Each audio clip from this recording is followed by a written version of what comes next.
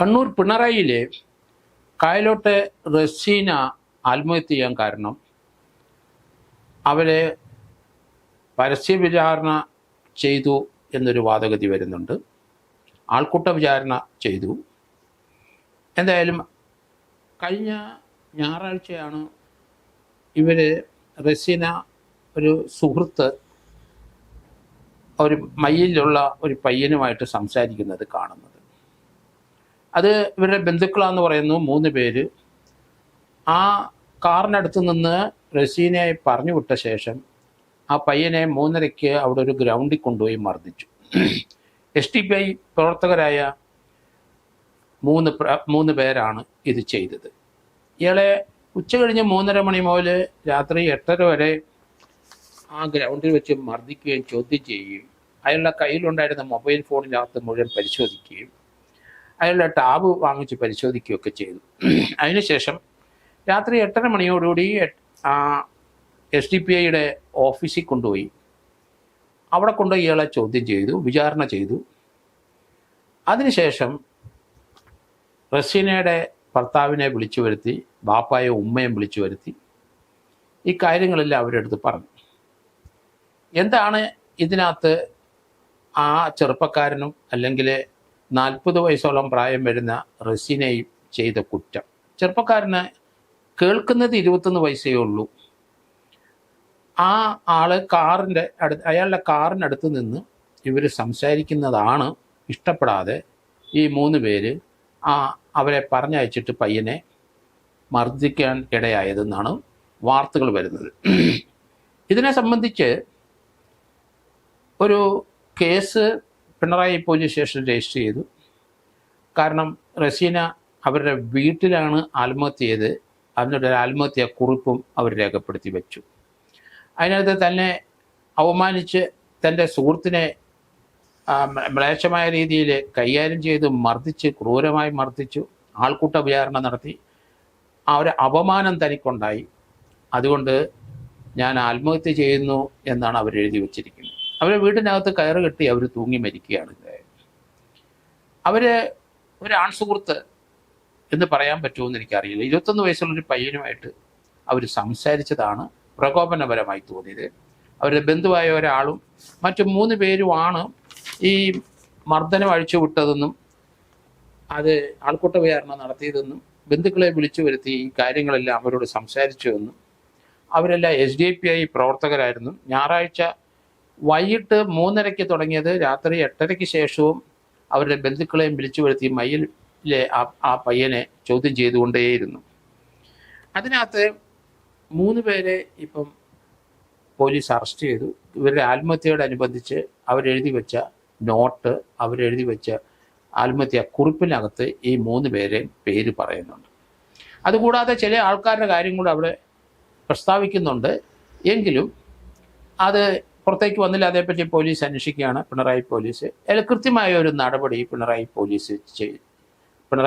പോലീസിലെ SHO ചെയ്തു. ഈ 3 പേരെയും SDPI പ്രവർത്തകരെ അറസ്റ്റ് ചെയ്തു, അവരെ റിമാൻഡ് ചെയ്തു. അറസ്റ്റ് ചെയ്ത സമയത്ത് അവരുടെ കൈവശത്ത് ഇയാളുടെ മൊബൈൽ ഫോണും അവരുടെ ടാബും അവരുടെ കയ്യിലുണ്ട്. അതുകൊണ്ട് അവർക്കത് നിഷേധിക്കാൻ കഴിയില്ല. ഈ പയ്യനെ അന്ന് 3:30 കണ്ടത്, അതിനൊന്നും തർക്കമില്ല. രാത്രി 8:30, 9, 10 ശേഷവും ആ പയ്യനെ വിചാരണ ചെയ്ത് ആ പയ്യനെ അവിടെ നിന്ന് പറഞ്ഞു വിട്ടു എന്ന് പറയുന്നത്. ഇപ്പോൾ ആ പയ്യനെ കാണാനില്ല. മയ്യിൽ എവിടെയെങ്കിലും ഉണ്ടോ എന്ന് അറിയില്ല.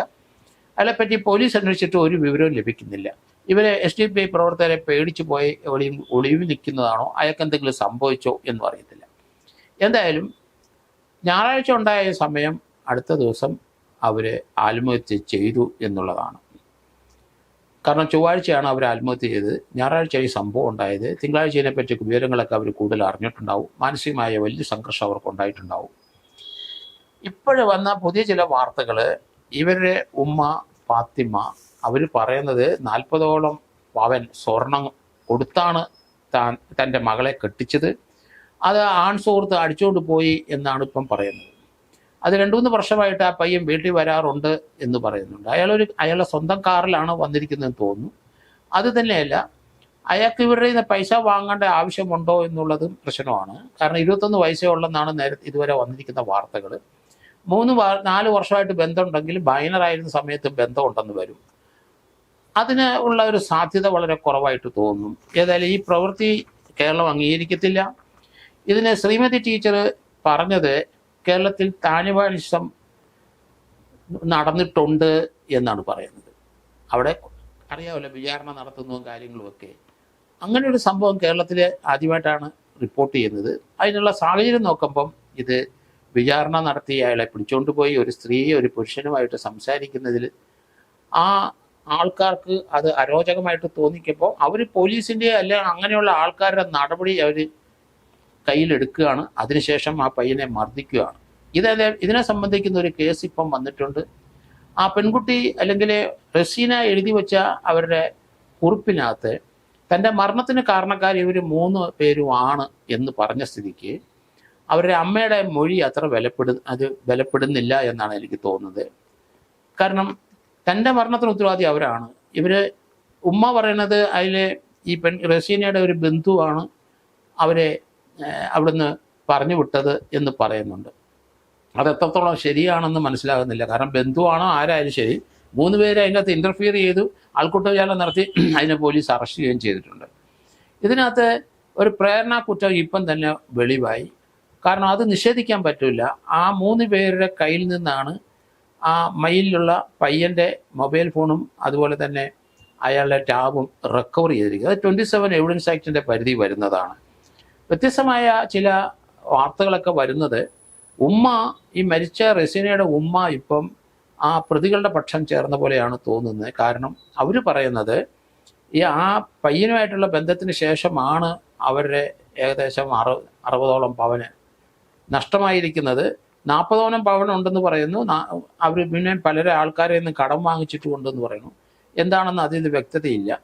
അത് പ്രതികൾ പറയിപ്പിക്കുന്നതാകാനുള്ള സാധ്യത വളരെ കൂടുതലാണ്. പോലീസ് ഏതായാലും കൃത്യമായി ഒരു അന്വേഷണം ഇക്കാര്യത്തിൽ നടത്തണം, പിണറായി പോലീസ്. കാരണം ഇതിനകത്ത് പറയുന്ന കാര്യങ്ങൾ അവർ ആത്മഹത്യ ചെയ്ത ആൾക്കാരുടെ ലെറ്ററിനകത്ത് കൃത്യമായിട്ട് പ്രതികളെ പറ്റി പറയുന്നുണ്ട്. അവരനുഭവിച്ച വേദന മനോവിഷമം അനുസരിച്ചാണ് അവർ ആത്മഹത്യയിലേക്ക് പോയത്.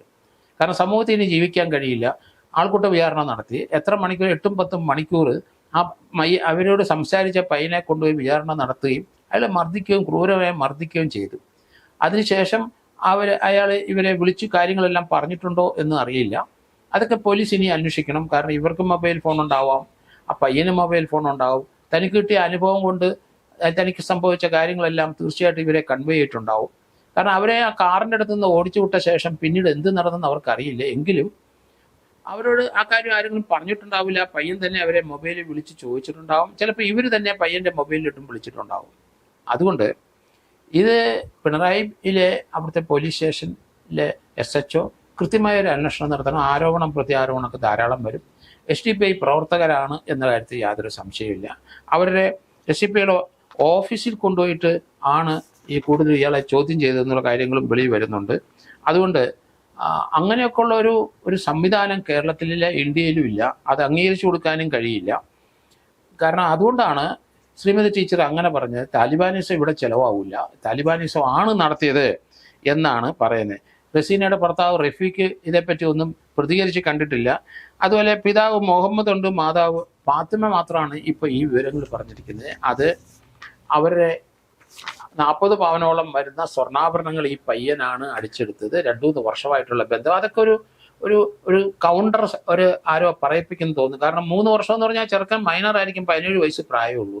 ഇവർക്ക് അത്രയും പ്രായമുള്ള മക്കളുണ്ടോ എന്ന് എനിക്കറിയില്ല. എന്തായാലും ഇവർ 40 വയസ്സ് എത്തിയ ഒരു സ്ത്രീയാണ് റസീന. അവർ സൂയിസൈഡ് നോട്ടും എഴുതി വെച്ചിട്ടുണ്ട്. അതിലപ്പുറത്തോട്ട് കാര്യങ്ങൾ പോകാൻ സാധ്യത വളരെ കുറവാണ്.